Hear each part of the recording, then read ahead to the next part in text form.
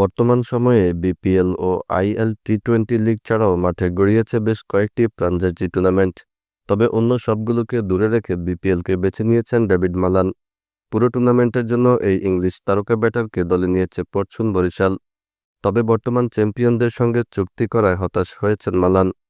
BPL মাঠে গড়ানোর আগেই বরিশাল শিবিরে যোগ দিয়েছিলেন তিনি, কিন্তু টানা 5 ম্যাচ বেঞ্চে বসে কাটাতে হয়েছে মালানকে, যা নিয়ে হতাশা প্রকাশ করেছেন এই বাঁহাতি ব্যাটার।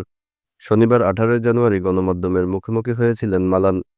এ সময় তিনি বলেন, যখন একসঙ্গে 4টা লিগ চলছে কিন্তু একটাতে পুরো আসরের জন্য চুক্তি করে বসে থাকতে হয়, সেটা তো হতাশারই, বিশেষ করে যখন অন্য লিগে খেলার সুযোগ ছিল। বরিশালের 6ষ্ঠ ম্যাচের একাদশে সুযোগ পেয়েছিলেন মালান। সুযোগ কাজে লাগাতেও ভুল করেননি তিনি। ঢাকা ক্যাপিটালসের বিপক্ষে ম্যাচটিতে 41 বলে 49 রানে অপরাজিত থেকে দলকে জিতিয়ে মাঠ ছেড়েছেন এই মারকুটে ব্যাটার।